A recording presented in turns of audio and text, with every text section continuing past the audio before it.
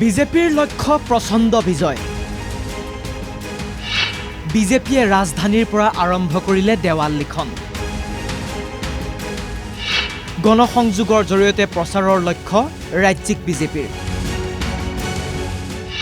ৰাজ্যজুৰি আৰম্ভ বিজেপিৰ দেৱাল লিখন। এইবাৰ লিখিত ৰূপত ৰাজ্যিক বিজেপিয়ে আৰম্ভ কৰিলে আগন্তুক বিধানসভা নিৰ্বাচনৰ প্ৰচাৰ অভিযান। খানাপাৰাত সোমবাৰে মুখ্যমন্ত্ৰী হিমন্ত বিশ্ব শৰ্মাই ৰাজ্যিক সভাপতি দিলীপ শইকীয়াৰ উপস্থিতিত আৰম্ভ কৰিলে দেৱাল লিখন কাৰ্যসূচী।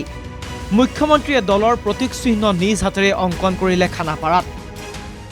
ভাৰতীয় জনতা পাৰ্টীয়ে ২৬ৰ নিৰ্বাচনৰ বাবে ইতিমধ্যে বিভিন্ন প্ৰকাৰে সাজু হৈছে।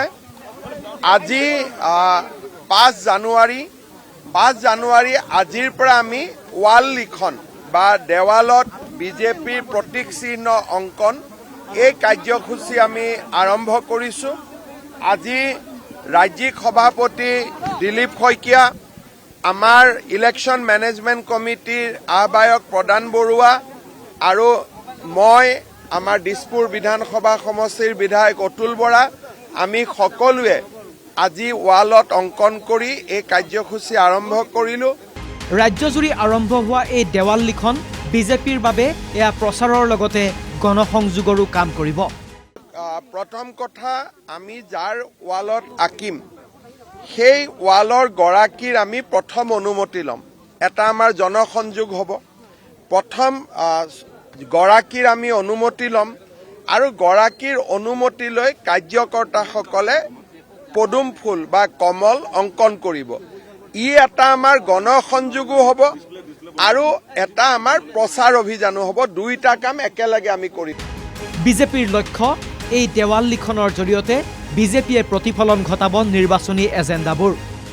চাওক, বিকাশ থাকিব মূল আমাৰ যিটো এজেণ্ডা। আমি যিহেতু বিকাশৰ ৰাজনীতি কৰোঁ, বিকাশৰ ৰাজনীতি লগতে আমাৰ সংস্কৃতি, পৰম্পৰা আৰু সভ্যতাৰ যুঁজখনত আমি সকলো অসমবাসীয়ে যিদৰে আগবাঢ়ি গৈছোঁ, সেই অসমখনক এখন নিৰাপদ সুৰক্ষিত অসম ৰূপে গঢ় দিয়া আৰু এখন বিকশিত শ্ৰেষ্ঠ অসম ৰূপে গঢ় দিয়া আৰু আত্মনিৰ্ভৰ অসম গঢ় দিয়াৰ বাবে আমাৰ যি কাম বিগত সময়ত, সেই কামসমূহৰ নিশ্চিতভাৱে ইয়াৰ প্ৰতিফলন হ'ব দেৱালত।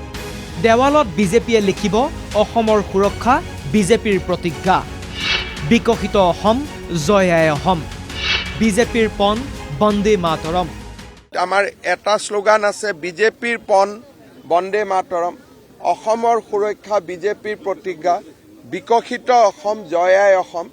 এনেকে আমি কেইবাটাও আমাৰ শ্লোগান আছে, সেই শ্লোগানখিনি আমি অংকন কৰিম। দিলীপ শইকীয়াৰ দাবী, ২৬ত বিজেপিৰ হ'ব প্ৰচণ্ড বিজয়। যোৱাবাৰ আমাৰ সাধাৰণ সংখ্যাগৰিষ্ঠতা পাইছিলোঁ, এইবাৰ প্ৰচণ্ড বিজয় আমাৰ লক্ষ্য। প্ৰচণ্ড বিজয়।